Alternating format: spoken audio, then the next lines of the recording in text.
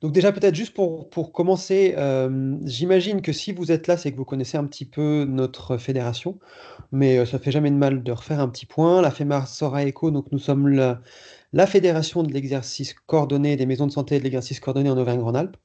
Nous sommes une association initialement montée par des professionnels de santé qui travaillent dans l'exercice coordonné et qui ont pour objectif de porter ça, d'accompagner les collègues dans cet exercice-là par tout un tas de choses, que ce soit des accompagnements un peu personnalisés, c'est-à-dire ce qu'on appelle la facilitation. On accompagne les équipes dans le montage des projets en MSP, en CPTS. On accompagne les équipes une fois qu'elles sont montées, quand il y a des difficultés, quelles qu'elles soient. Donc, vous pouvez toujours venir vers nous, vers nos coordinatrices territoriales, lorsque vous avez des besoins en équipe. Et puis, on essaie de mettre en commun. On travaille beaucoup sur du partage d'expérience, en mettant les équipes en commun, en faisant du réseau, et en proposant aussi des temps comme ça, des temps de partage, des formations un petit peu communes sur des thématiques un peu précises. La thématique aujourd'hui nous tient beaucoup à cœur. On a toujours essayé, on essaye toujours d'être une fédération très attachée à l'innovation. Initialement, l'exercice coordonné était quelque chose de novateur, et c'est quelque chose qui doit continuer à apporter évidemment cette innovation. Et on pense que la délégation, l'interprofessionnalité fait vraiment partie des innovations qu'on doit porter et qui doit être portée au sein de nos équipes. Ça fait déjà quelque temps que la fédération est investie dans les protocoles de coopération.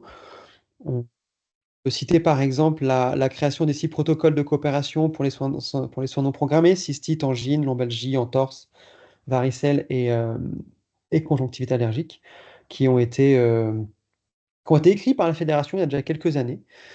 Et depuis, on continue un petit peu sur cette voie. On a une commission qui travaille là-dessus, et qui est là pour vous présenter aujourd'hui ce webinaire, que je remercie évidemment Olivier Belay, Marika Denil et moi-même, coordonné tout ça par Marion, notre coordinatrice. Voilà un petit peu pour le contexte. Pour finir sur cette thématique, si quand même, sachez aussi qu'on fait ce webinaire-là, mais qu'on accompagne éventuellement les équipes quand il y a besoin. On peut tout à fait vous accompagner sur le plan méthodologique, sur la mise en place de protocoles. Donc pareil, n'hésitez pas quand vous avez des besoins à venir vers nous. Un petit point sur le déroulé, je reviens rapidement sur le déroulé. L'idée, c'est d'essayer on va passer 1 heure à vous faire une présentation. Ce webinaire s'intègre au sein d'un accompagnement un peu global en 3 phases. La première phase, c'est ce webinaire qui a pour but d'être instructif, de vous amener des connaissances sur les protocoles de coopération et plus particulièrement sur les protocoles locaux de coopération. La thématique, ça va être aujourd'hui surtout centré sur les protocoles locaux. Le deuxième temps, ce sera sur nos journées régionales à Saint-Étienne. J'en profite pour ceux qui ne sont pas encore inscrits, n'hésitez pas. Le 12 octobre, samedi 12 octobre à Saint-Étienne, on organise des super journées à la Maison du Design. Plein de convivialité, plein de choses, et notamment un atelier sur les protocoles de coopération. Donc ça, ce sera le deuxième temps. Et on envisage aussi un troisième temps qui serait un séminaire, éventuellement. Ce serait un séminaire pour les équipes qui souhaitent écrire des protocoles, qui n'arrivent pas à le faire forcément, et peut-être un séminaire de coécriture de protocoles de coopération. Donc ça, vous aurez évidemment toutes les infos au fur et à mesure. Donc là, pour aujourd'hui, l'idée, c'est à peu près, on va dire, autour d'1 heure de présentation avec trois parties. D'abord, un historique sur les coopérations. Ensuite, un petit mode d'emploi sur les protocoles locaux. Et en troisième partie, quelques exemples. L'idée, c'est que pendant chaque présentation, on va vous demander si vous avez des questions, de les mettre dans le chat. Et on essaiera entre chaque temps de répondre un petit peu aux questions sur notre temps imparti. Et pour ceux qui souhaitent un petit peu échanger, ce ne sera pas forcément le cas de tout le monde. On s'est dit que ce serait peut-être mieux de le faire plutôt à la fin. Après la présentation, on restera en tout cas, les présentateurs, 15-20 minutes pour échanger pour ceux qui en ont besoin. Voilà, je crois que j'ai tout dit. Je vais laisser la main à Olivier Belay, qui va nous faire un petit point sur l'historique.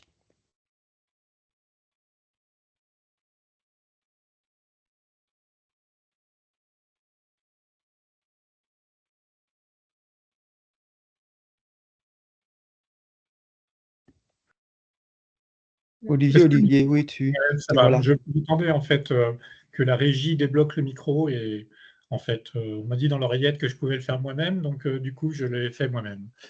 Bonjour à tous, donc moi je suis le père Fouras, le plus vieux. Donc c'est pour ça qu'on m'a demandé de faire l'historique et on m'a demandé d'être rapide, ce qui pour un vieux est un peu paradoxal, donc je vais quand même essayer de faire ça en 10 minutes. Vous l'avez sous les yeux, en fait, la coopération, ça ne remonte pas à hier, puisque la réflexion, elle habite les professionnels de santé depuis qu'ils sont professionnels de santé, en fait, en réalité. Comment je coopère? Est-ce que je travaille tout seul? Est-ce que je travaille collectivement? Est-ce que je travaille avec ma collègue infirmier, mon collègue médecin, mon collègue pharmacien? Comment tout ça se passe? On n'a pas été aidé pendant très très longtemps, en réalité, puisque les ébauches vraiment institutionnelles sur la réflexion professionnelle ne sont pas si vieilles que ça, elles remontent à une vingtaine d'années. Et c'est Yvon Berland qui avait été nommé pour aller pour réfléchir. Il avait créé un rapport sur le transfert des tâches et des compétences entre professionnels de santé dans un moment où on commençait déjà à identifier qu'il y aurait sans doute à brève échéance des problématiques de démographie médicale et d'accès aux soins. Merci beaucoup. Ce rapport Berland, il a fait phosphorer les ancêtres de la Fédération nationale avec santé et de la Fédération Auvergne-Rhône-Alpes, qui à l'époque était balbutiante, qui a poussé un peu à la roue pour que, au-delà de ce rapport ministériel ou interministériel, on puisse voir arriver des choses un peu plus concrètes. Et ça a été notamment en 2008 tout le travail qui s'est fait avec la Haute Autorité de Santé, avec des contacts qui ont été pris à l'époque avec des gens qu'on connaît encore bien maintenant et qui nous ont aidés très longtemps, comme Jean-Michel Chabot, comme Varouvial, comme voilà, tous ces gens qui étaient à l'époque à l'HAS et qui nous ont vu arriver, nous, les professionnels de soins primaires. À l'époque, l'HAS, c'était quand même très, très hospitalo-centré, et qui nous ont dit, OK, on va réfléchir avec vous sur comment est-ce qu'on peut créer ces nouvelles modalités d'exercice professionnel ou interprofessionnel ou pluriprofessionnel. À l'époque, les noms n'étaient pas complètement encore définis. En 2009, il y a eu une loi très importante qui s'appelle la loi HPST. Et dans cette loi HPST, on a vu arriver dans un article assez loin, hein, quand même, puisque c'est l'article 51. Donc, alors c'était sympa parce que ça faisait un peu pastaga, tout ça, ça rappelait le côté estival du truc, et donc c'était un chouette numéro d'article, mais c'était assez loin dans la loi et qui nous disait, ben, on va pouvoir inventer concrètement, qui mettait un cadre juridique à des formes de coopération entre professionnels de santé qui, à l'époque, n'existaient pas, juste. Les premiers à en avoir profité, c'est une association que je pense que la plupart d'entre vous connaissent, c'est Azalée, qui s'est montée vraiment typiquement sur cet article 51, en imaginant pour la première fois que une infirmière formée allait pouvoir intervenir dans le parcours du patient diabétique pour établir la surveillance clinique, réaliser des examens paracliniques, éventuellement réaliser des prescriptions de biologie, de surveillance, etc., en coopération avec le médecin traitant du patient. C'est une loi assez fondatrice, mais qui est restée très longtemps un peu sans lendemain, après cette expérimentation Azalée à l'époque, hein, puisque pendant très longtemps, il y a eu qu'Azalée, en gros, dans les soins primaires et dans ce modèle de coopération tel qu'il était proposé par la loi. On a mis un peu de temps, nous, dans le monde libéral et ambulatoire de ville, à s'emparer de cette possibilité. Il faut dire qu'en plus, on n'était pas très aidé parce qu'à l'époque, on avait des moyens assez limités de communication. La plupart des systèmes d'information n'étaient pas du tout prévus pour être pluriprofessionnels, voire même ils interdisaient la pluriprofessionnalité, puisque la loi qui déverrouille la communication de fait et agréée entre professionnels de santé en soins primaires, c'est Fourcade 2011, donc c'est après la loi HPST 2009. En 2016, il se passe un autre événement important. C'est la première loi de modernisation du système de santé. Il y en a eu plusieurs de ces lois de modernisation du système de santé. La première, ça date de 2016. La dernière, c'est 2019. La première, en 2016, elle dit on va réfléchir à élargir la compétence des infirmiers et notamment on crée en ambulatoire, enfin possiblement en ambulatoire, le profil d'infirmière de pratique avancée. Et puis, en 2019, juste avant la loi, cette fameuse loi seconde de modernisation du système de santé, un livre blanc de la profession infirmière, qui était un ouvrage principalement syndical et qui ouvrait beaucoup de portes en disant il faut qu'on bosse ensemble, il faut que les médecins et les infirmiers bossent ensemble. On avait aussi des échos un peu parallèles, mais qui n'ont pas donné lieu à une telle littérature du côté des pharmaciens. Enfin voilà, on sentait que ça bouillonnait à l'époque. En 2019, c'est le moment aussi où se lancent les expérimentations sur les nouveaux modes de rémunération, l'ancêtre des ACI actuels, qui à l'époque concernaient une vingtaine d'équipes en France. Actuellement, on est à quasiment 2500, donc c'est pour vous dire qu'on a fait quand même un petit peu de chemin. Et sur des équipes qui ont commencé à bosser comme ça. Voilà, ça c'est l'historique un peu rapide. Et puis, je veux bien que tu passes la diapositive d'après, s'il te plaît. En 2019, alors là, tombe une grosse loi qui s'appelle toujours la loi de transformation du système de santé, qui a été validée le 24 juillet 2019, et qui, dans son article 66, alors au départ, dans le projet de loi, ça s'appelait article 51, ils n'avaient pas voulu bouger le nombre d'articles, et puis bon, finalement, ils ont changé, ils ont appelé ça 66. C'est bien aussi, 66, je trouve, c'est joli comme chiffre. Et qui a ouvert vraiment largement la possibilité d'écriture et de création des protocoles en donnant vraiment, et on y viendra sur la partie très concrète et très pratique dans la partie 2 et 3 de ce webinaire, des outils réglementaires pour écrire des protocoles de coopération à l'étage national et à l'étage local. Il y a bien un distinguo entre les deux étages, mais ces deux étages étaient d'emblée prévus dans la loi, à la fois l'étage national, à la fois l'étage local, et avec des recommandations extrêmement précises, à la fois concernant l'élaboration et à la fois concernant la validation de ces différents protocoles. La Fédé régionale s'est emparée de cet article 66 très tôt, puisque c'est à partir de cet article 66 qu'on a commencé à bosser à l'étage régional avec plusieurs équipes de la Fédé sur les fameux 6 protocoles de permanence de soins nationaux qu'a mentionné Étienne, cystite, lombalgie, entorse de cheville, angine, rhinopharyngite et tout ça. Dans un moment où c'était un petit peu compliqué aussi avec la HAS, mais qui a fini par se laisser convaincre, et on a pu aboutir à la création de ces 6 protocoles nationaux qui ont donc enrichi une banque de données des protocoles nationaux qui était relativement pauvre concernant les soins primaires, puisque depuis 2019, depuis 2009, il n'y avait qu'Azalée, et à partir de 2019, tout d'un coup, on a vu s'étoffer les propositions nationales. Et puis du côté local, il y a beaucoup d'équipes qui se sont emparées aussi du sujet, et on y viendra très concrètement après.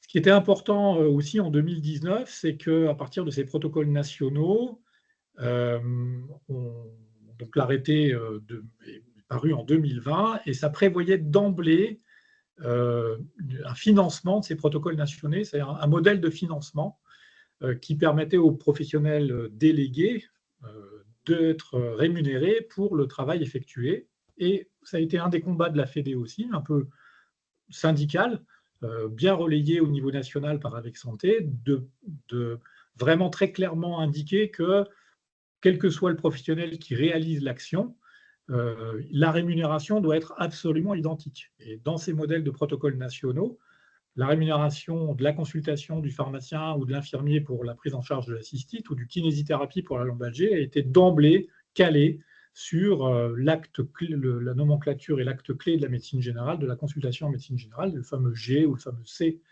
dont vous avez entendu parler, et qui était à l'époque de 25 €.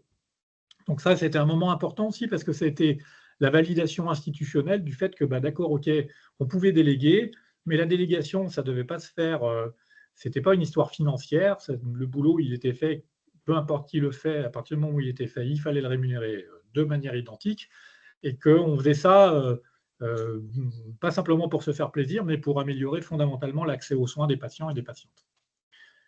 Et puis, ça continue à s'élargir, puisqu'en 2023, partie de ces protocoles qui étaient très restreints des équipes de type maison de santé ou centre de santé, avec projet de santé validé, etc., a été élargi au CPTS pour plusieurs d'entre eux, enfin au moins pour 2 d'entre eux, notamment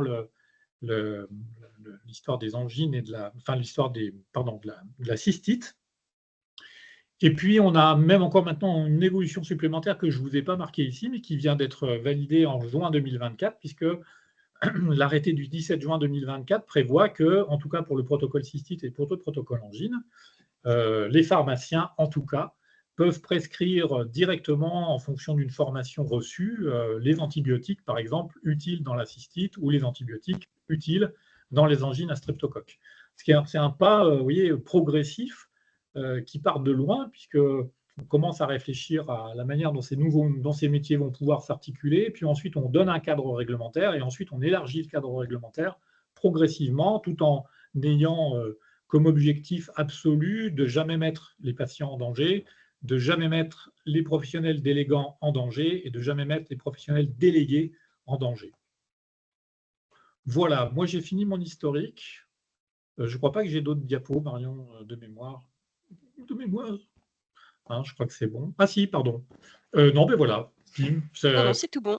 Ouais, voilà. Après, je ne vous ai pas, oui, si c'est la dernière diapo que j'avais mis, parce que le protocole local va faire l'objet de ce séminaire très particulièrement, mais ça va très concrètement vous être reprécisé par Marika qui prend la suite. C'était simplement pour vous dire que ça, c'est une diapositive qui est tirée du site du ministère de la Santé et qui vous donne vraiment tous les liens et toutes les démarches à faire. C'est-à-dire que institutionnellement, en tout cas, même si les démarches restent un petit peu compliquées, elles sont quand même grandement facilitées par des tas d'outils existants et des indications très claires, des démarches à suivre qu'on va maintenant vous détailler. Voilà, j'espère que je n'ai pas été trop confus. Alors, bonjour tout le monde. Donc moi, je vais prendre la partie plus opérationnelle du webinaire. Marion, je te propose de passer la slide, si tu es OK. N'hésitez pas, juste comme ceux qui ont à poser des questions dans la conversation, si vous le souhaitez. On reviendra dessus. Donc, la question de départ, c'est est-ce qu'écrire un protocole local de coopération est un jeu d'enfant? Je vous ai mis le pitch de Pandémique, qui est un jeu de coopération de professionnels de santé. Voilà, c'était pour le clin d'œil. Donc, Marion, je te laisse passer la slide suivante. Alors, donc, pourquoi rédiger un protocole local de coopération? Donc, on peut avoir plusieurs objectifs. Évidemment, le principal, c'est sauver le monde. On est tous d'accord, sinon ça servirait à rien. De manière plus pragmatique, donc, il y a la question de libérer le temps médical. Donc, c'était un peu dans cet esprit-là que le protocole cystite avait été écrit initialement. Sachant que si on libère du temps médical, il faut faire quelque chose de ce temps, puisque si chez le médecin généraliste, la cystite est remplacée par un patient polypathologique, ça améliorera moyennement la condition du médecin généraliste. Donc, ça reste intéressant d'y réfléchir dans une perspective assez globale de la vie d'équipe et de la prise en charge des patients. Donc, il y a la perspective d'améliorer l'accessibilité à un soin.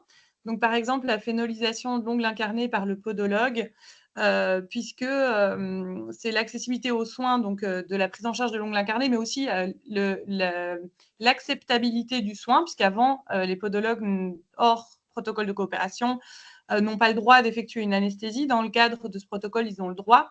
Donc, ça permet aussi à un moment de prendre en charge un peu de manière plus complète le patient.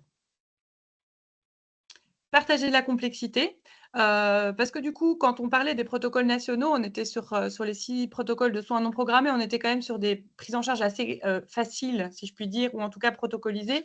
Là, dans le partage de complexité, c'est plutôt organiser les choses pour que plusieurs professionnels puissent partager la complexité d'un patient. Donc là, l'exemple, c'est la prise en charge de la dépression par un infirmier de santé mentale.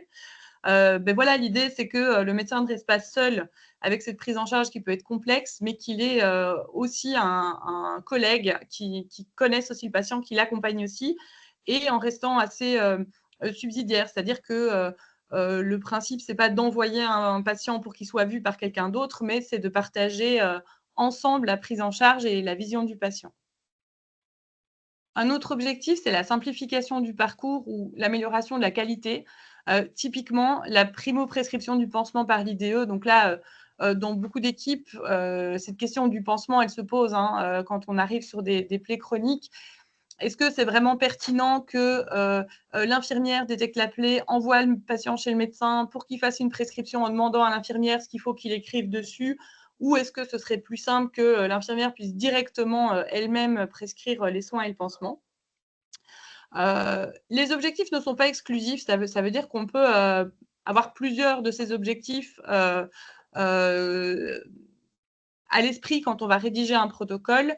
Voilà, il n'y a pas besoin de choisir l'objectif, mais en tout cas, ça peut être des objectifs différents et on essaye d'élargir un peu les perspectives de juste la libération de temps médical, mais plutôt voilà, de travailler vraiment en équipe et puis pour l'amélioration de la qualité des soins. Donc, la première question quand on va rédiger un protocole, c'est choisir le thème. Le premier conseil, c'est de choisir un thème qui intéresse les professionnels. Alors, c'est sûr qu'il peut y avoir des thèmes qui sont intéressants en termes de santé publique et compagnie. Si on est sur une pathologie qui intéresse peu les délégués, peu les délégants, et qu'on le fait pour le bien, mais vraiment sans avoir trop de conviction, on sait que c'est quand même un travail qui est important. Et donc, il faut quand même un petit peu de motivation. Donc, on prend un thème qui est plutôt intéressant pour les professionnels. On prend un thème sur lequel il y a des recommandations claires. C'est hyper important d'avoir une base commune sur laquelle on discute. Donc, on a soit des recos HAS, soit des recos des sociétés savantes, mais en tout cas, on a des recommandations de bonnes pratiques pour que tout le monde se sente en sécurité. Le soin, la prise en charge ou l'acte, je ne sais pas trop comment l'appeler, mais en tout cas, ce qui est délégué, il vaut mieux que ce soit quelque chose qui soit connu et effectué par le délégant pour que si il y a des imprécisions ou des difficultés de la part du délégué, il puisse le réorienter. Typiquement, quand on a parlé de la phénolisation de l'ongle incarné par le podologue, il est un peu compliqué initialement que ce soit le médecin généraliste qui soit le délégant, dans le sens où ce n'est pas une activité quotidienne. Donc, il n'a pas trop de trucs et astuces, il ne sait pas trop où ça peut coincer et comment. Donc, on essaie quand même d'être bien vigilant que le délégant connaisse l'acte, le soin ou la prise en charge que le délégué va effectuer. Il y a un intérêt pour les patients, donc évidemment, ça doit avoir quelque chose de positif aussi pour le patient. Alors, c'est quand même rare si on respecte les autres conseils sur les thèmes qu'il n'y ait pas d'intérêt pour le patient, puisque de toute façon, on augmente quand même, si on augmente le nombre de professionnels capables d'effectuer un acte ou un soin ou une prise en charge, on augmente l'accessibilité généralement. Et donc voilà, il faut que ce soit intéressant et acceptable pour les patients. Et du coup, on anticipe une certaine régularité de consultation par le délégué. Donc, il faut quand même savoir que quand on applique un protocole de coopération, on sort du fonctionnement classique d'exercice du délégué. Donc, ça veut dire qu'il va devoir apprendre une nouvelle façon de faire pour que cette façon de faire puisse être de plus en plus automatique et se faire en toute sécurité. Il est quand même intéressant qu'il y ait quand même des consultations qui arrivent de manière régulière et pas qu'il ait une prise en charge tous les 6 mois pour laquelle il devra aller relire le protocole, retrouver les formulaires et revoir tout depuis le départ. Ça, c'est quand même aussi un des critères de sécurité. Puis, c'est aussi un des critères d'intérêt parce que si de toute façon, le délégué ne voit que 2 patients par an, et c'est vraiment intéressant de faire un protocole sur ce sujet.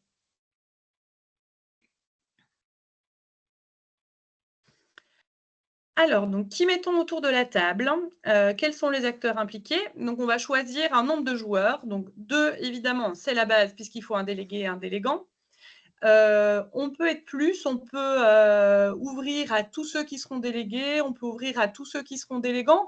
On peut aussi choisir de faire bosser un binôme au début pour déblayer le terrain et puis après travailler à plusieurs. Ça va vraiment être à la main de votre équipe.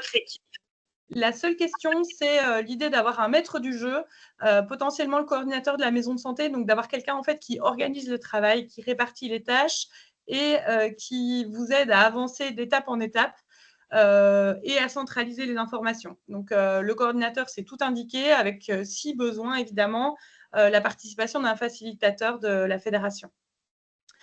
Donc à avoir dans tout le travail de rédaction du protocole, donc le Canva et la checklist qui sont disponibles sur le site du ministère de la Santé. Le Canva, c'est un Canva de protocole local du coup à compléter, qui est bien aidant parce que ça vous permet de passer par toutes les étapes et toutes les situations. Et la checklist à la fin pour voir si votre protocole remplit bien les conditions de déclaration. Évidemment, les recommandations HAS, s'il y en a, ou celles des sociétés savantes dont chacun aura pris préalablement connaissance. Donc ça, c'est super intéressant de le faire en amont. Donc chacun, on fait une bibliothèque commune, chacun lit les recommandations et après on discute. Donc j'ai mis HAS et sociétés savantes. Aussi, n'hésitez pas à voir les sociétés savantes étrangères puisqu'il peut y avoir des recommandations qui ne soient pas encore mises à jour par la HAS, mais déjà mises à jour dans d'autres pays. Et puis les décrets de compétences, puisque pour qu'il y ait protocole de coopération et donc une délégation de tâches, il faut s'assurer que le délégué ne soit pas autorisé à effectuer l'acte. Donc ça vaut aussi la peine de temps en temps jeter un œil, puisque il peut arriver qu'on s'égare un petit peu et puis qu'en voulant augmenter la sécurité, on restreigne le rôle du délégué et puis du coup, on ne soit plus dans la coopération.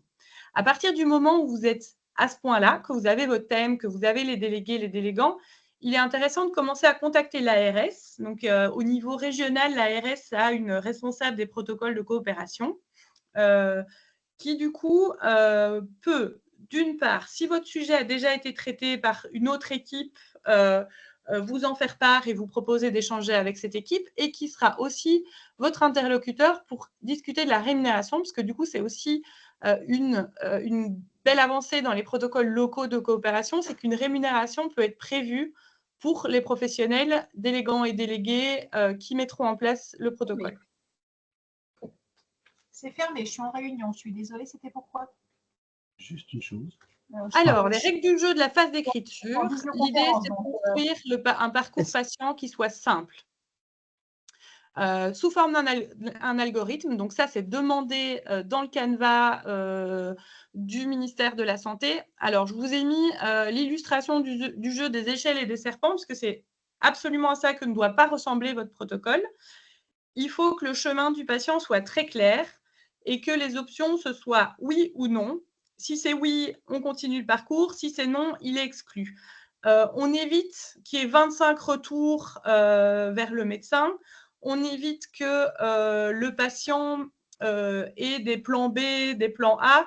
On essaye que, par exemple, pour une cystite, le patient ne soit pas vu par 5 professionnels différents, ou revoit 3 fois le médecin, ou voit le pharmacien, le médecin, le pharmacien. On essaye vraiment de rendre le parcours le plus simple pour le patient, parce qu'on n'oublie pas qu'il faut que ça reste acceptable pour le patient, donc on ne doit pas complexifier son parcours en faisant un protocole. Donc, je vous ai montré l'arborescence, c'est celle que propose la DGOS sur son site, donc assez clair, avec le début du patient qui demande à être orienté, la vérification des critères d'inclusion, le recueil du consentement, et puis la mise en place du protocole, mais qui du coup reste sur 2 colonnes et pas avec 25 possibilités différentes. S'il y a 25 possibilités différentes, c'est probablement qu'il faut faire plusieurs protocoles. Donc, la simplicité du protocole, ça garantit la sécurité et l'adhésion, que ce soit pour les patients ou pour les professionnels, puisque si le protocole est facilement compréhensible et applicable, les professionnels seront en sécurité. Si le parcours du patient est simple et, à la limite, je vais dire avantageux, plus simple pour le patient que le parcours initial, il sera aussi, le patient adhérera plus facilement aussi au protocole et au fait d'être vu par un autre professionnel que le médecin pour son problème. Alors, les patients ciblés par le protocole, donc l'idée, c'est de définir d'abord les critères d'inclusion. Donc, qu'est-ce qu'il faut que le patient présente comme particularité, caractéristique ou symptôme sur lequel le protocole va agir. Et puis, les critères d'exclusion. Donc, ça peut être idem des caractéristiques ou des symptômes qui feront qu'on ne peut pas protocoliser clairement la prise en charge. Donc, ça peut être des âges extrêmes, les enfants, les personnes âgées. Ça peut être typiquement le sexe. Dans le protocole cystite, la cystite de la femme, elle est bien plus facilement prise en charge que la cystite de l'homme. Donc voilà, l'idée, c'est d'arriver à cibler la patientèle pour qui mettre en place ce protocole peut se faire de manière sécurisée. Généralement, on propose d'être plutôt, comment dire, ultra sécure au début et puis de voir si on peut élargir plutôt que d'être extra large et finir chaque fois par une mise en échec de l'algorithme puisque le patient devra avoir un autre examen, un autre traitement et autre chose. Il y a des critères d'exclusion au départ, donc typiquement un âge extrême, un symptôme de la fièvre ou quelque chose comme ça. Et puis, il y a des critères d'exclusion en cours de route. Ça veut dire que si le délégué effectue un examen clinique et qu'il repère des signes qui peuvent faire penser à quelque chose de plus compliqué que ce sur quoi le protocole porte, c'est un critère d'exclusion, mais qui du coup a lieu en cours de route. Quel professionnel? Évidemment, on définit la formation initiale des professionnels et on choisit des professionnels qui ont un trait avec le thème du protocole. Donc, évidemment, quand on a décidé de faire la prise en charge de l'entorse, on a plutôt ciblé les kinés que les infirmiers ou les orthophonistes. Donc, on essaye de rester quand même cohérent sur le fait que le protocole, on augmente les compétences de quelqu'un qui a déjà un lien avec la thématique du protocole initialement. On va aussi définir la formation complémentaire, puisque évidemment, quand un professionnel prend des compétences médicales, il va falloir qu'on le forme à pouvoir effectuer ces compétences médicales. Et du coup, dans le protocole, on va définir qui forme le délégué. Donc, est-ce que c'est un des médecins délégants? Est-ce que c'est, comme on avait mis pour les autres protocoles, pour les protocoles nationaux, un maître de stage des universités? Enfin voilà, peu importe qui forme le délégué. On voit aussi s'il n'a pas besoin d'une formation complémentaire pour augmenter encore la sécurisation de la prise en charge. On n'oublie pas que la formation aux outils, que la rédaction de documents types, tout ça fait partie de la formation. Donc, il faut que le délégué soit capable de rédiger une ordonnance, il faut qu'il soit capable de trouver où est un document d'information dans le logiciel. Tout ça, ça fait aussi partie de la formation. Donc, on ne forme pas que à la pathologie ou aux symptômes ou à la caractéristique. On forme vraiment globalement à toute la prise en charge. Et on n'oublie pas l'évaluation, le moment où on définit, OK, le délégué est capable d'effectuer cette prise en charge en toute sécurité. Les délégants sont prêts à lui confier leurs patients sans être trop inquiets pour eux. On réfléchit aussi à comment est-ce que les délégants sont disponibles pendant la prise en charge, puisqu'ils doivent être contactables par le délégué à tout moment de la prise en charge. Donc, comment est-ce qu'on les appelle? Est-ce qu'on appelle sur leur portable? Est-ce qu'on met en place une procédure interne? Qu'est-ce qu'on fait en cas d'absence d'un délégant? Ça doit être pensé au moment de rédaction du protocole. On structure le parcours du patient en algorithme. À chaque étape, on va dire qu'est-ce qui pourrait mal se passer. Donc, qu'est-ce qui pourrait nuire à la sécurité du patient ou du professionnel? Donc ça, c'est important puisqu'il faut qu'on anticipe tous les événements indésirables qui peuvent arriver. Et puis, comment on garantit la traçabilité? Donc, où est-ce que le délégué va montrer qu'il a pris en charge le patient, la démarche qu'il a eue, ce qu'il a prescrit ou pas. Donc, typiquement, le dossier médical, on paramètre les requêtes qui auront lieu pour savoir le nombre de patients qui ont été pris en charge. Si des patients ont eu des problèmes à la suite de la mise en place de ce protocole, tout ça, on y pense en structurant l'algorithme. On pense aussi à l'entrée et à la sortie du patient dans le protocole. Donc, quand on inclut le patient, qui inclut le patient et quand? Est-ce que c'est le médecin généraliste qui lui dit voilà, pour votre ongle incarné, je vous propose d'aller chez le podologue, ou bien c'est la secrétaire qui va dire non, vous savez, pour les ongles incarnés, chez nous, c'est pas le médecin, il n'y a pas besoin de venir chez le médecin, vous allez directement chez le podologue.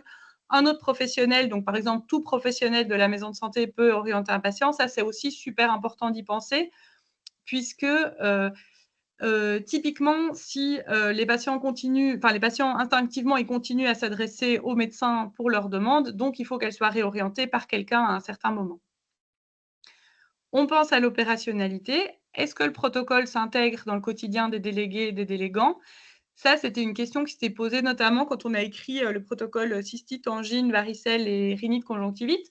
L'infirmier qui fait des domiciles toute la journée, est-ce que c'est pertinent que s'il est juste libéral et qu'il fait des visites toute la journée, ils prennent en charge la varicelle, puisque généralement, les patients de l'infirmier libéral, ils sont quand même plutôt âgés.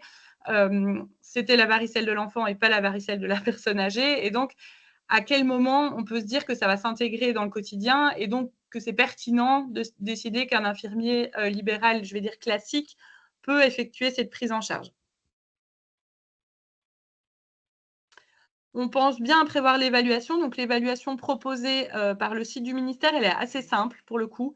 C'est le nombre de patients qui ont été effectivement pris en charge dans le cadre du protocole, le taux de reprise par le délégant, le taux d'événements indésirables déclarés et le taux de satisfaction des professionnels de santé.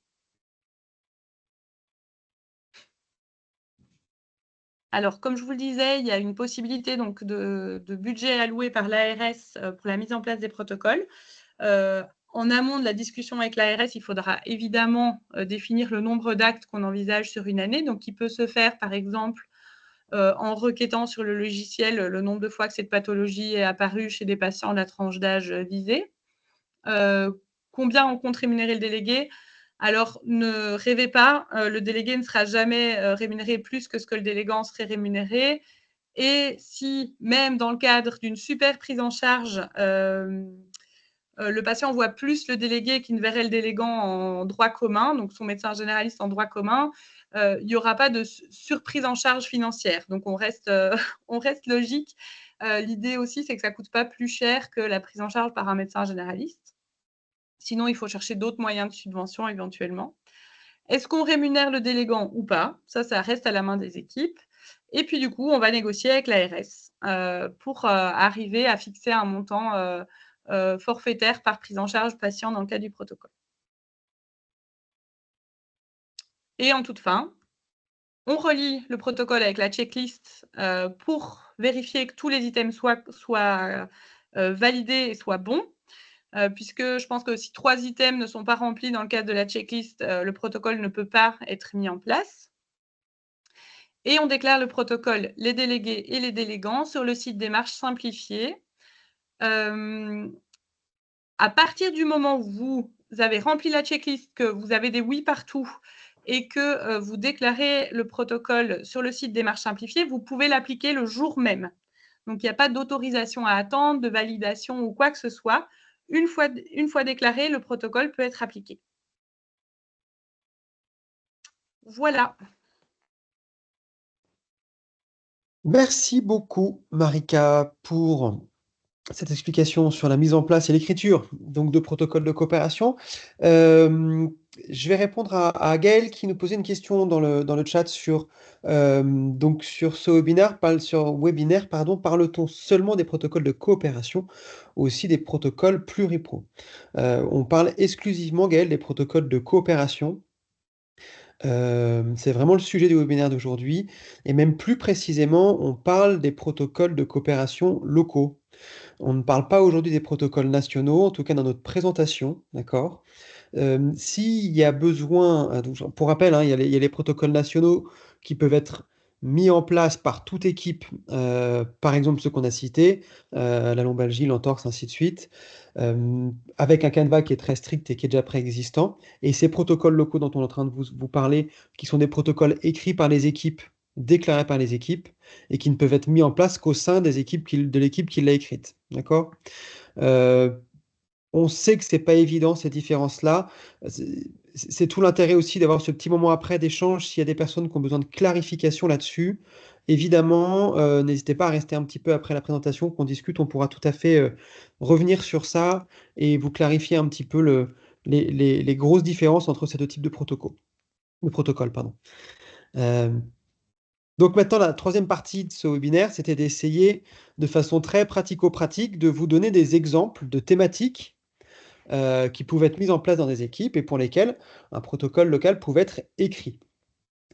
Le premier exemple, c'est dans l'idée justement de partir d'un protocole pluripro qu'on peut écrire en équipe et de le transformer en protocole de coopération parce qu'on se rend compte que au sein de ce protocole pluripro, il y a des choses qui pourraient tout à fait, en étant déléguées, faciliter et améliorer le parcours du patient. On a pris l'exemple du protocole PLAY, comme l'avait cité Marika tout à l'heure. L'objectif de ce protocole, il est assez clair, c'est améliorer, fluidifier la prise en charge pluriprofessionnelle dans les plaies chroniques. Marion. Donc, je vais vous montrer un petit peu un protocole de départ, par exemple, que j'ai pompé dans une MSP. Donc là, je vous présente le protocole Pluripro tel qu'il est dans un premier temps, et après, on essaiera de voir un peu les modifications qu'on peut y apporter pour l'améliorer avec de la délégation. Donc là, on parle d'un protocole assez classique. L'idée, c'est qu'on a un patient qui présente une plaie qui est découverte par tout professionnel de la maison de santé Pluripro, tout professionnel de l'équipe, qui peut, dans ce protocole-là, l'idée, c'est que le professionnel, il doit mettre une photo dans le dossier médical partagé, et ensuite, il adresse le patient au médecin pour qu'il fasse une évaluation. Le médecin va faire cette évaluation de la plaie, il va mesurer l'IPS, donc l'index de pression systolique, pour évaluer un petit peu la compression qu'il doit y avoir dessus. Il va remplir un formulaire d'évaluation qui lui aussi se trouve dans le dossier médical partagé.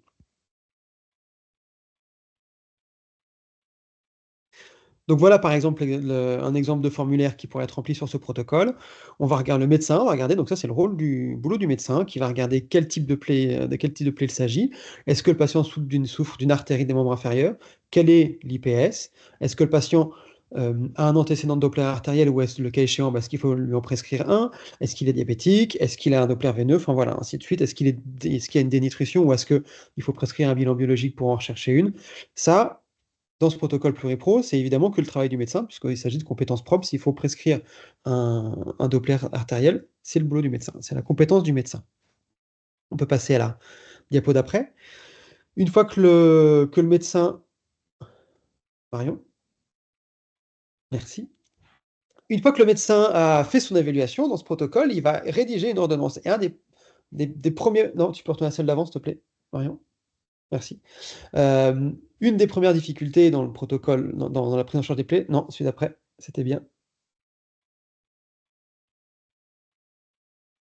On y est, parfait, super. C'est que souvent, comme le disait Marika, le médecin, il n'y a pas de recommandation claire sur quel est le meilleur pansement à mettre en place. On sait qu'il y a plusieurs pansements qui peuvent être mis en place, et à juste titre, les infirmières peuvent tout à fait juger d'en essayer l'un ou l'autre. Donc là, dans ce protocole, ce qui a été décidé en équipe, c'est qu'en fait, le médecin, il faisait une ordonnance avec plusieurs types de pansements, qu'il le remettait au patient en disant, vous allez le donner à l'infirmière, qui va voir avec vous quel pansement on coche et qui va cocher sur l'ordonnance directement les pansements qu'elle souhaite mettre en place afin de lancer les soins. Il y a aussi dessus la prescription du vaccin, et puis il y a aussi dessus la prescription de la compression en fonction de l'IPS qui a été calculé par le médecin. On peut passer du coup à la diapo suivante. Le médecin va aussi prescrire une décharge si besoin, avec des chaussures adaptées en fonction de la plaie. On peut passer à la suite. Et du coup, l'infirmier va recevoir le patient, va mettre en place les pansements, et puis il y a une fiche de suivi qui est mise en place de façon commune et qui va être intégrée régulièrement dans le DMP pour voir un peu l'évolution de la plaie. Donc là, vous avez vu, on n'a aucune délégation. Chacun est vraiment dans sa compétence. Chacun fait ce qu'il peut faire dans ses compétences. Maintenant, on va voir un petit peu là-dedans comment on peut fluidifier tout ça. Première chose, c'est quelles sont les actions qui peuvent être déléguées, qui seraient intéressantes de déléguer. Déjà, évidemment, ce qui paraît le plus simple, c'est la primo-prescription pour les pansements. Parce qu'en fait, on le fait de façon un petit peu cachée là-dessus, puisqu'on dit au patient, vous avez l'ordonnance, vous le donnez à l'infirmière qui va aller cocher le pansement et vous allez à la pharmacie pour les chercher. Donc, plutôt qu'être un peu hypocrite et de faire ça de cette façon, autant déléguer d'emblée cette primo-prescription. On peut estimer aussi que l'infirmier peut prescrire le pansement, le vaccin et la décharge. Et évidemment, je ne l'ai pas noté ici, mais il y a aussi la prescription des soins infirmiers pour mettre en place ces pansements. Et on peut aussi, même un petit peu plus loin, éventuellement. Marion? Non? Alors, ah oui, ça, excusez-moi. Donc là, non, c'était très bien. Tu peux revenir avant, excuse-moi. Avant, l'autre? Ouais. Attends, C'est pas évident de ne pas avoir la main en même temps. Non. Mais désolé. Encore un tout petit peu avant. Voilà. Donc ça, ce serait éventuellement l'ordonnance qui pourrait être faite directement par l'infirmière. C'était bien juste avant. Non. Flèche de droite. Ça. Non. C'est ça. C'est bon, c'est bon, c'est bon. Donc, à peu près la même ordonnance en fait qui a été faite par le médecin, elle peut être faite par l'infirmière qui va choisir directement quel pansement elle va mettre en place et puis qui peut aussi, si besoin, décider de la compression. Donc voilà, là, l'infirmière se prescrit elle-même les soins si nécessaire et prescrit aussi les pansements. Et on peut aller aussi plus loin, on peut se dire, en fait, plutôt que le patient est vu par l'infirmière souvent qui voit la plaie en premier, qui lui dit: «Allez voir le médecin pour l'évaluer», qui va regarder, qui va voir s'il faut faire un Doppler, ainsi de suite, qui va le renvoyer à l'infirmière en lui disant: «Bah, elle va vous faire l'ordonnance des pansements qu'il vous faut». Bah, on peut aussi envisager que l'infirmière qui voit le patient dès le début fasse aussi cette évaluation, mesure l'index de pression systolique pour évaluer s'il faut faire une compression, enfin quelle compression on peut mettre en place, voire prescrire un Doppler, si besoin, voire recherche des signes de dénutrition et prescrire un bilan biologique si nécessaire. Ça, c'est tout à fait des choses qui peuvent être mises en place dans un protocole de coopération. Ça sous-entend évidemment une formation complémentaire, mais ça permet au final que de A à Z, le patient soit vu par une infirmière, qui voit une plaie, qui sache quels sont les critères d'évaluation initiaux qui sont, on n'est pas dans une complexité énorme, qui peuvent être délégués sous condition évidemment d'une formation, et puis ensuite faire la prescription des soins infirmiers, des pansements adaptés, et puis la mise en place de la surveillance. Voilà pour un premier cadre qui est l'adaptation du protocole. Donc ça, je reviens sur le formulaire qui pourrait être rempli tout à fait par l'équipe infirmière plutôt que par le médecin. OK. Alors un deuxième exemple, adapter un protocole national. Ces protocoles nationaux dont on a parlé depuis tout à l'heure, cystite, angine et tout le tralala, sont intéressants, mais sont très cadrans. Parce que justement, comme ils sont nationaux, ils doivent pouvoir être mis en place par n'importe quelle équipe. Donc ils sont ultra sécurisés. Mais du coup, ça rend leur mise en place parfois un peu limite. Parce que, par exemple, moi, j'ai une patientèle plutôt âgée. Et dans la mise en place, dans le protocole cystite national, pardon, un des critères, c'est l'âge. Qui est de plus de 65 ans. Moi, c'est très limitant puisque j'ai beaucoup de patientes qui ont plus de 65 ans. Ah, ça entoure pas au bon endroit. Ouais, Normalement, ça devait c'est entourer décalé. sur 65 ans. Tu peux revenir avant, s'il te plaît, Marion. Donc l'idée, c'est d'adapter ce protocole. Alors, comme le disait Olivier, actuellement, la délivrance d'antibiotiques pour la cystite simple fait partie des compétences propres pour les pharmaciens. C'est plus un protocole de délégation. Mais par contre, ce critère de 65 ans, il reste pour les pharmaciens aussi. Donc là, c'est une adaptation du protocole national pour les infirmiers, mais le protocole de coopération pourra s'appliquer aussi pour les pharmaciens. Donc la première chose qu'on va regarder, c'est quand on a un protocole national ou une pratique, qu'est-ce qui bloque, qu'est-ce qui est limitant dans la pratique de ce protocole. Et là, comme je le disais, si ça entourait bien, on verrait que ça entoure 65 ans.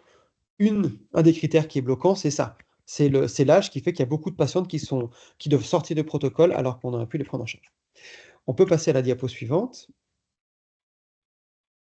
Alors après, on va se poser la question, mais tiens, ce critère, s'il est là, il y a bien une raison. Pourquoi est-ce qu'on a exclu les patientes de plus de 65 ans dans ce protocole de coopération? Eh bien, on l'a exclu parce qu'en fait, il s'agit d'un facteur de risque de complications dans les infections urinaires. Il y a plusieurs facteurs de risque de complications. Ils font que s'ils sont présents, on n'est pas dans le cadre de la cystite simple, on est dans le cadre de la cystite à risque de complications, et on n'est pas dans le même type de prise en charge. Donc, ça, c'est la raison du critère, et on voit que tous ces critères-là, ils sont des critères d'exclusion dans le protocole national. Donc, on va regarder ces critères de facteurs de risque de complications, et nous, on dit, nous, on veut réintégrer ce critère et voir si c'est possible. On peut passer à la diapo suivante. D'abord, on voit évidemment ce magnifique effet d'agrandissement de la ligne. Ok. Et donc, diapo suivante. Elle est à mon Donc, du écran. coup, comment est-ce qu'on fait pour sortir ce critère d'exclusion? Comment est-ce qu'on fait pour les prendre en charge, les patients depuis 65 ans qui sont gênés? Il faut qu'on puisse déléguer cette cystite à risque de complications. On va sortir de la cystite simple pour aller vers la cystite à risque de complications. On va regarder, est-ce que c'est une modification de prise en charge qui est très complexe, qui nous paraît pas possible à déléguer ou pas? En gros, pour prendre en charge la différence avec la cystite simple, c'est qu'il va falloir faire de façon systématique une ECBU, qu'au mieux, Enfin, c'est-à-dire que la bandelette urinaire ne sera pas suffisante, il faut faire une ECBU. Au mieux, il faut attendre les résultats pour prescrire un antibiotique qui soit adapté pour limiter le risque de résistance. Et puis ensuite, le choix d'antibiotiques n'est pas le même. La fosfomycine n'est pas indiquée de la même façon dans ce type de prise en charge. C'est pas hyper complexe. On estime on se dit que peut-être que dans notre équipe, en tout cas, on peut tout à fait déléguer ça aussi aux pharmaciens et aux infirmiers.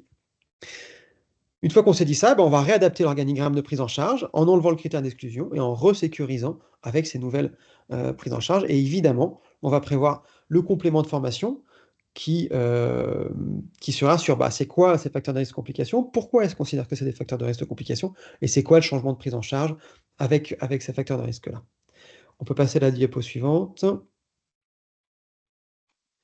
Donc par exemple, là, je vous mets une fiche.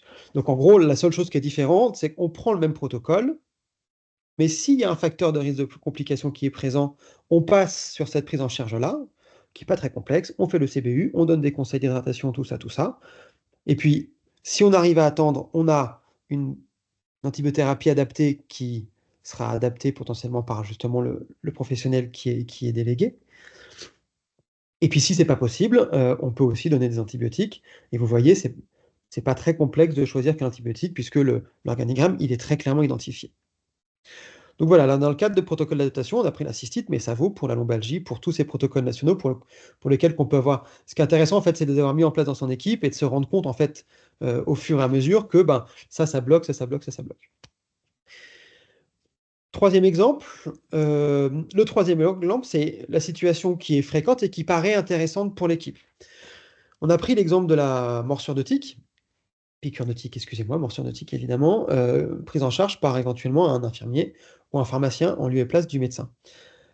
Moi personnellement, je travaille dans les Combrailles, c'est un très joli coin, je vous invite à venir le visiter en Auvergne, on est très bien là derrière les volcans. C'est rural, c'est très vert et il y a énormément de tiques. Et l'été, on a beaucoup de touristes qui se font mordre par des tiques et leur premier réflexe, c'est pas forcément d'aller chez le médecin, leur premier réflexe, c'est d'aller chez le pharmacien. Et souvent les pharmaciens, ils savent pas trop quoi faire, ils nous les orientent ou nous passent un coup de fil et du coup, ça nous paraît pertinent de se dire, peut-être qu'on peut augmenter les compétences du pharmacien pour aller sur la prise en charge complète en prévention primaire, voire secondaire. Première chose à faire, évidemment, on va regarder qu'est-ce qui se dit, qu'est-ce qu'il faut faire, c'est quoi les ressources, c'est quoi les recommandations sur cette thématique. Là, j'en ai sorti 2, par exemple. C'est une thématique qui est assez simple, puisqu'il y a vraiment des guidelines, que ce soit la HAS en 2018, ou alors il y a un groupement de conseils scientifiques qui ont émis aussi des recommandations en 2019. Donc, on va chercher ça. Ensuite, on va définir les critères d'inclusion. Très compliqué, hein, je me suis fait mordre par une tique. Les critères d'exclusion, donc ça, c'est à définir en équipe en fonction de la lecture. On va pas. Aujourd'hui, le but n'est pas de le créer ensemble, mais c'est de réfléchir un petit peu à la suite. Donc, déjà, évidemment, le refus du patient. Ça, c'est systématique. Et puis, est-ce que l'âge est un critère d'exclusion? Est-ce que le fait d'être une femme enceinte ou quoi que ce soit? Et ensuite, on va faire l'organigramme. Donc ça, par exemple, c'est un exemple d'organigramme qui a pu être fait sur cette thématique. Donc, un patient qui se fait mordre par une tique va voir son pharmacien. Est-ce que la tique est là? Oui, allez, je la retire avec un tire-tique. Non, elle n'est pas là. Je vais vérifier qu'il n'y ait pas une rougeur ou quoi que ce soit qui fasse penser à un érythème migrans. J'en ai pas, je donne des conseils de surveillance qui sont systématisés. Et j'en ai un, éventuellement, je peux même aller jusqu'à la prescription d'un antibiotique parce que c'est ce qu'il faut faire quand on voit qu'il y a un érythème migrans suite à la morsure d'une tique, doxycycline ou amoxicilline. On peut aller à la diapo suivante. Une fois qu'on a défini cet organigramme, on met en place les supports qui sont nécessaires pour la pratique de ce protocole. C'est notamment dans le système d'information partagé un formulaire de prise en charge. Il faut que tout le monde sache où il est et le remplir, qui va permettre en fait ligne à ligne de savoir ce qu'on va faire, ce que va faire le professionnel délégué, et qui va surtout permettre de traçabilité pour la suite. On met en place, si besoin, des ordonnances types. Donc là, ça va être par exemple une ordonnance d'amoxicilline ou d'oxycycline. Et puis, on met en place une fiche conseil à donner aux patients s'il n'y a pas d'antibiotique ou quoi et qu'il s'agit juste de surveiller. Il faut évidemment que tout le monde sache exactement où trouver cette fiche conseil. Ensuite, une fois qu'on a mis tout ça en place, il va falloir qu'on envisage la formation des professionnels délégués. Une des premières choses pour définir cette formation, c'est de se dire c'est quoi les nouvelles compétences à acquérir par les professionnels délégués, qu'est-ce qui est dérogatoire dans cette pratique, qu'est-ce qui n'est pas dans la pratique commune, et on peut déjà s'appuyer sur ces compétences à acquérir pour définir une partie de la formation. Après, comme le disait Marika, évidemment, il y a aussi toute la formation à l'utilisation du formulaire type, des documents types, et ainsi de suite.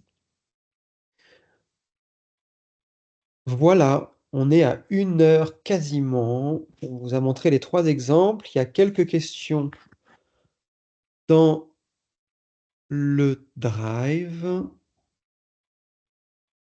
Oui, il y a une question notamment. Est-ce que ce sont ces mêmes protocoles de coopération que ceux que nous devons mettre en place pour l'ouverture de la MSP? Alors après, je ne sais pas qui a posé la question, mais peut-être préciser un petit peu les choses. Alors, C'est Que prévoit Salomé. le... Salomé, si vous êtes là. Ouais. Ça, on pourrait... Est-ce que vous m'entendez? oui. Oui. Oui, super, merci. Bonjour, je voulais juste en fait un peu de précision. Nous, on a fait notre première présentation pour l'ouverture de la MSP. Donc, on est labellisé ARS, mais on doit faire maintenant les protocoles. Et donc, est-ce que je voulais être sûre que c'était bien les mêmes protocoles enfin, de ce que j'ai compris, c'est pas tout à fait les mêmes protocoles de coopération et les protocoles du départ qui s'appelle Les protocoles pluriprofessionnels. Alors, Pluripro. C'est ça, c'est en fait vous oui. servez des protocoles pluripro pour faire les protocoles de coopération. On est dans 2 choses différentes. Vraiment, le protocole de Ah ouais, c'est ça. coopération, Salomé, amène la notion d'acte dérogatoire et de délégation de compétences. Ok, Le protocole pluriprofessionnel qui fait partie de l'ACI et oui, pour lequel tu as des points au sein de ton ACI et ainsi de oui, suite, c'est que tu ça. dois mettre en place pour ta MSP au début. Là, on est vraiment plutôt dans un protocole organisationnel où on va définir, tu vois, c'est un petit peu le protocole que j'ai présenté au début dans lequel il n'y avait pas de délégation. On va Ok, définir qui fait quoi à quel moment, comment est-ce qu'on fait la traçabilité de l'information et comment est-ce qu'on fluidifie un petit peu le parcours sans qu'il y ait de dérogation. C'est-à-dire que chacun reste au sein de ses compétences. ok, Là, en effet, j'ai on bien parle de compris protocole de alors. coopération où vraiment on est sur de la délégation de tâches. Ok, super. Est-ce Et ben j'ai est-ce compris que c'est maintenant. clair? Oui, c'est clair. Merci beaucoup.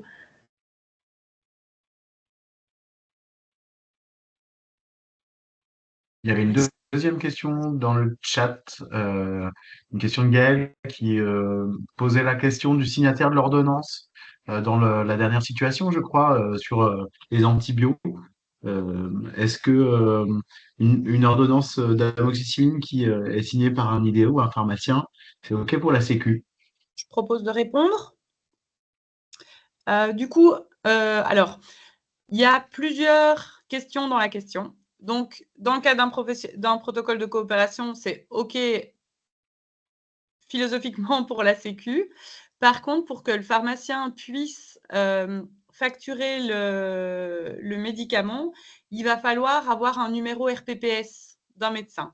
Donc, ce qu'on vous conseille, c'est d'avoir des prescriptions qui soient préétablies, sur lesquelles figurent les numéros RPPS de tous les médecins du délégant, typiquement du cabinet, et à la fin, une signature du délégué, donc infirmier, pharmacien, kiné, peu importe, avec la mention « Cette prescription a été réalisée dans le cadre d'un protocole de coopération locale tel que prévu par l'article 66 ». Ce qui permet d'être en tout cas le plus sécurisé possible, puisque le pharmacien sait que c'est une prescription déléguée, il y a une trace du fait que c'est une prescription qui a été déléguée. Donc, si jamais à un moment il se passait quelque chose, tout le monde a cette trace de prescription déléguée. Et la pharmacie peut facturer la molécule puisque son logiciel exige un numéro RPPS, donc elle note le numéro RPPS du délégant. Il faut savoir que dans les 2 protocoles qui sont passés dans le droit conventionnel du pharmacien, donc la cystite et l'angine, il n'y a plus d'ordonnance en fait. Le pharmacien délivre l'antibiotique sans prescription, sans ordonnance. Donc ça résout même ce problème-là. Ça va, on a répondu. Je peux vous montrer un exemple éventuellement, si j'y arrive. Puisque ça, en fait, c'est la même chose que dans les protocoles nationaux. Est-ce que... Peut-être en attendant, Étienne, que tu retrouves le document que tu veux nous partager. On a une question de Marie qui souhaite prendre la parole. Oui, bonjour. J'avais une petite question sur la partie plutôt mode d'emploi. Vous avez dit que quand le protocole, à partir du moment où le protocole est déclaré à l'ARS, il peut être directement appliqué. Et vous avez mentionné, enfin simplement en condition, il y a simplement une relecture avec la checklist ou est-ce qu'il faut déjà avoir eu un contact avec l'ARS au préalable? Alors, il est toujours préférable d'avoir un contact avec l'ARS au préalable. Rien ne vous y oblige, surtout si vous ne comptez pas être rémunéré pour le protocole. Oui, donc il suffit que vous ayez vérifié le protocole avec la checklist pour le déclarer sur la plateforme démarche simplifiée. Et une fois que c'est déclaré, vous pouvez l'appliquer directement. D'accord, merci. Ok. Je vous partage éventuellement un exemple de...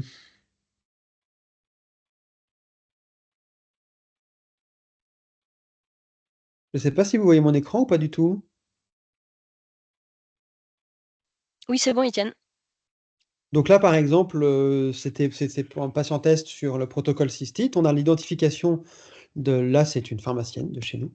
Donc l'identification avec le numéro du professionnel délégué. On a la prescription. Et nous, on a mis en bas de page, prescription établie dans le cadre de l'article 66, en délégation du docteur, bah là, en l'occurrence, c'était moi, avec mon MRPPS et Amélie, ce qui permet, c'est uniquement une question de prise en charge, en effet, par la Sécu. Mais la personne qui fait l'ordonnance et qui prescrit, c'est bien le professionnel délégué.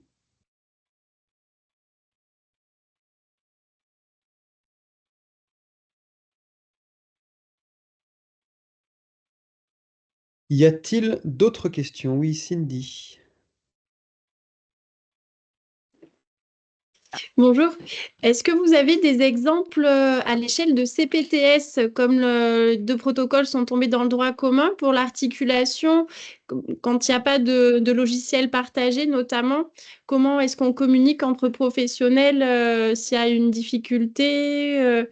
Est-ce qu'on le met sur, si la CPTS a un site, est-ce qu'on met les documents types dessus? Est-ce que vous avez des retours d'expérience?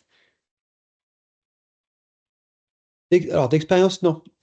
Sur des protocoles locaux, nous, en tout cas au niveau de la région, au niveau de la fédération, on n'a pas de retour sur des CPTS comme des protocoles locaux. Mais c'est tout à fait possible. On peut mettre un protocole local au sein dans une CPTS.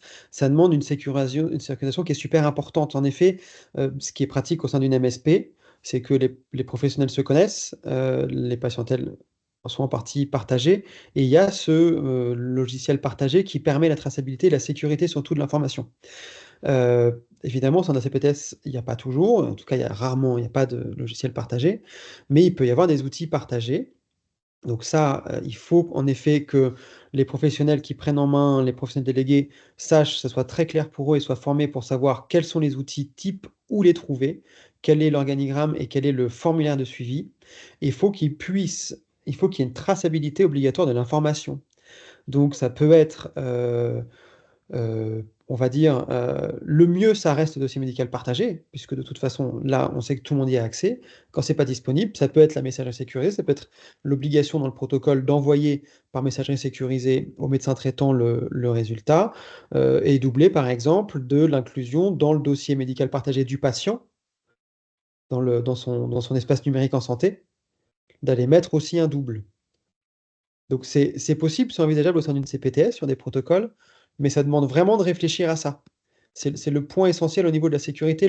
Pour rappel, hein, le but de ces protocoles, on l'avait dit tout à l'heure, libérer du temps médical, c'est une idée, mais en fait, ce qu'on souhaite, c'est sécuriser au maximum, c'est améliorer l'offre de soins pour les patients, c'est qu'ils puissent avoir facilement accès à une prise en charge qui soit qualitative, et c'est sûrement pas de les mettre en danger. Donc ça nécessite vraiment de réfléchir à ça, mais c'est possible. Je me permets de rajouter un cadre, hein, c'est qu'on parle d'information médicale, donc c'est forcément sur quelque chose qui sécurise l'information médicale. On ne transmet certainement pas de l'information médicale via WhatsApp ou Gmail, hein, on est bien d'accord. La deuxième chose, c'est qu'on signe entre un délégant individuel et un délégué individuel. on ne signe pas entre un médecin délégant et une équipe de pharmaciens, hein. On signe bien professionnel par professionnel.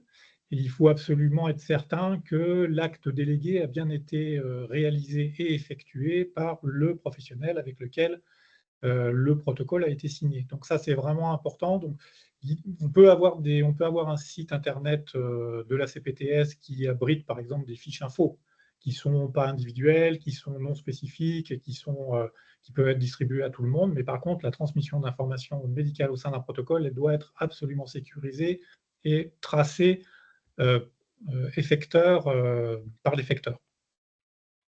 Ça répond à ta question, Cindy? Oui, parce que avant l'été, en fait, il y a beaucoup de pharmaciens, comme on est dans une région assez touristique, qui ont fait des formations en ligne pour ces protocoles angine et cystite. Et après, voilà, on est un peu inquiet de savoir comment ils vont gérer s'il n'y a pas de médecin traitant, s'il y a un souci derrière, quand ils exercent hors pôle de santé. Alors, on est bien prudent. Cystite angine, c'est plus des protocoles de coopération pour les pharmaciens, c'est un acte, c'est du droit conventionnel. Donc, ça reste le classique de comment est-ce que le pharmacien fait quand il y a un patient qui arrive avec quelque chose qui n'est pas de sa compétence. Donc, si c'est un patient hors âge cystite ou avec de la fièvre ou tout ça, eh ben, c'est comme tout ce qui peut arriver chez le pharmacien qui n'est pas de son rôle, il va falloir qu'il le réadresse à un médecin. Et on est sorti des protocoles, donc ça reste du rôle du pharmacien de gérer les choses, quoi. C'était aussi le côté sécurisant des protocoles de coopération, c'était que le pharmacien, il savait qu'il avait toujours un médecin en backup. Maintenant, c'est plus le cas, maintenant que c'est dans le droit commun, puisque c'est son rôle propre. Et c'est payé moins cher. Je reviens juste aussi sur une autre chose qui est une question de responsabilité. On parle bien de protocoles locaux de coopération.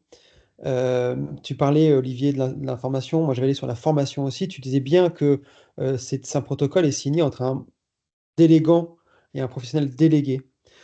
C'est du rôle du délégant de s'assurer, c'est de sa responsabilité, le délégant, de s'assurer que le délégué est formé, puisqu'il met en jeu évidemment aussi sa responsabilité s'il y a un souci de prise en charge.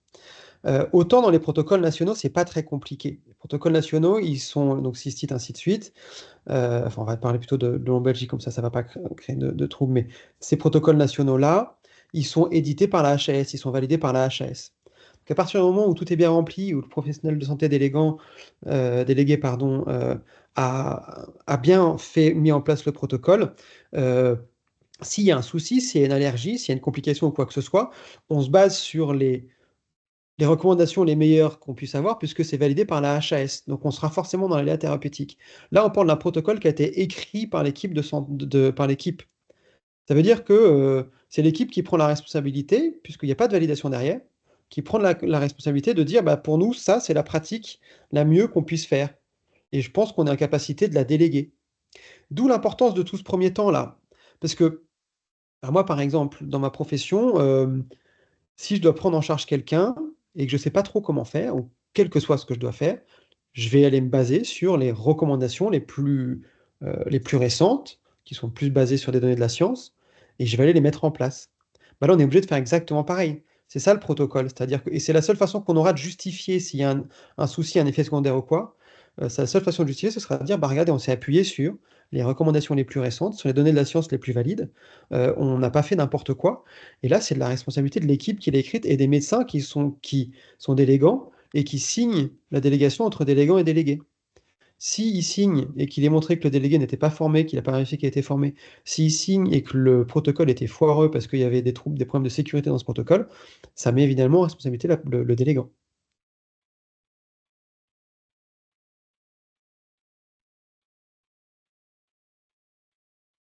Tout ça étant bien rappelé dans la checklist et dans les procédures progressives d'élaboration. Donc, ce que dit comme ça fout un peu les jetons. Ça fait un peu Mais peur. ouais, ça fait carrément peur, hein. On se voit déjà, il faut qu'on aille acheter des oranges pour pouvoir les manger derrière les barreaux quand on sera tous en prison. Mais en réalité, il y a pas mal de protocoles locaux qui fonctionnent plutôt très bien.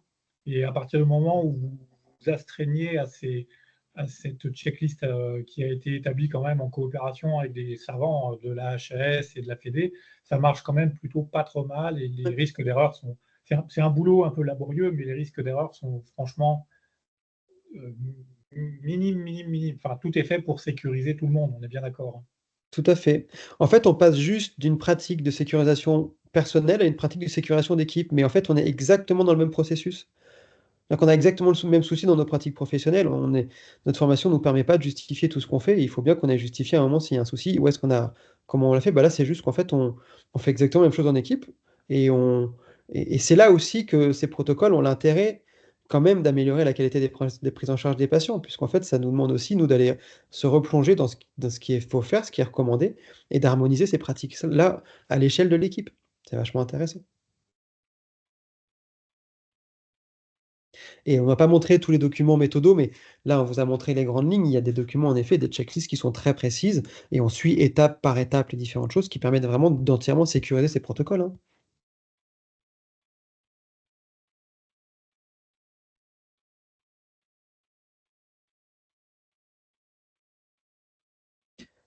Y a-t-il d'autres questions? Y a-t-il des gens qui dorment? Il y a des caméras éteintes, donc il y a peut-être des gens qui font la sieste.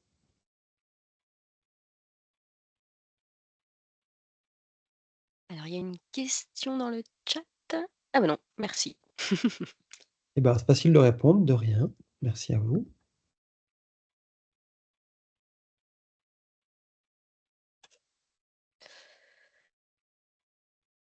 Eh ben, écoutez, s'il n'y a plus de questions, je vous propose de clore ce webinaire. Merci à tous pour votre participation. On voit en effet que, il y avait peut-être des attentes qui n'étaient pas forcément, celles qu'on a amenées, des questions sur les protocoles pluriprofessionnels. C'est toujours difficile sur cet exercice de webinaire de caler exactement, aux attentes des participants puisque, c'est vrai que, on peut pas, on vous apporte quelque chose qui est déjà un petit peu tout fait. C'est pour ça qu'on vous invite à aller sur les phases 2 et 3 de ce processus qui sont l'atelier de Saint-Étienne le 12 octobre, samedi, à nos journées régionales. Vous avez même dans la conversation le lien pour aller vous inscrire, ou vous pourrez poser plus de questions, ou ce sera plus didactique. Donc n'hésitez pas. Merci à tous. Ah, il y a une main qui se lève. Oui, Chris. Il faut enlever votre votre- micro. Attendez, je vous ouvre le micro. Ah bah non, je peux pas. Si, moi je vais le faire. Ah ouais. Oui, bonjour. J'aurais voulu savoir l'adresse exacte pour le 12 octobre à Saint-Étienne. C'est à la Cité du Design. Ah oui, Ça vaut le Ok. coup quand même, c'est pas mal, hein. d'accord. Ok. Il y a une soirée après aussi, hein. Comme c'était un peu cher, c'est pour ça que les pharmaciens sont moins payés quand ils prennent les cystites. Il a Voilà. fallu qu'on paye la cité du design. C'est Exactement. normal. Et la participation pour les journées, quand même, c'est important, hein. C'est un gratuit pour nos adhérents. À la soirée, non, mais à la journée, c'est gratuit pour nos adhérents. Ils nous demandent une participation aux équipes qui ne sont pas adhérentes. Ce qui m'invite bien sûr aussi à vous proposer d'adhérer à notre super fédération. Non seulement parce qu'on a besoin de soutien, de pouvoir montrer aussi aux institutions qu'on représente un certain nombre d'équipes et qu'on est là quand même pour porter votre voix, c'est notre but. Et puis parce qu'on a aussi besoin de montrer qu'on a des cofinancements, qu'on est financé aussi par nos adhérents. Et du coup, moi, je me permets aussi de vous dire, si jamais effectivement on n'a pas tout à fait répondu à vos questions et à vos attentes aujourd'hui avec ce webinaire, n'hésitez surtout pas à nous faire remonter justement ces questions et ces attentes pour soit un prochain webinaire, soit des séminaires, parce qu'on fait pas mal on essaye de faire pas mal d'actions auprès de vous pour justement répondre à ces questions que vous pourriez vous poser et qu'on ne sait pas toujours quel sujet vous proposer. Donc, n'hésitez surtout pas à nous dire quelles sont vos interrogations du moment, pourquoi vous étiez venu voir ce séminaire et ce qui a pu vous manquer pour ceux qui repartent déçus ou encore remplis de questions. N'hésitez surtout pas à revenir vers nous, c'est important pour essayer d'être plus performant la prochaine fois et de vous proposer d'autres webinaires, d'autres séminaires, d'autres réponses. Et merci à tous, bon après-midi. Merci à toutes et tous. Merci à Olivier, Marika, Étienne et Marion pour le travail de préparation et pour les interventions. Merci à tous.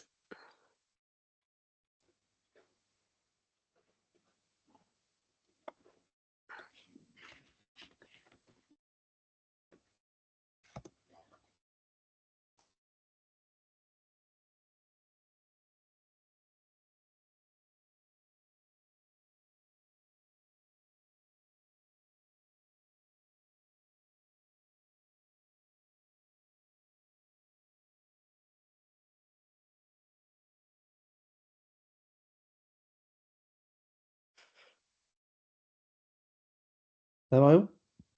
Oui, attends, c'est parce que c'est là qu'on voit ceux qui se sont endormis devant leurs écrans et qui sont partis. Bon, on était Alors, efficace.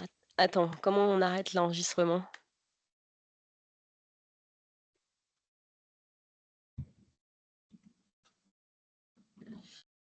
Bah, je vais... Je crois que ça s'est pas arrêté directement. Ah non.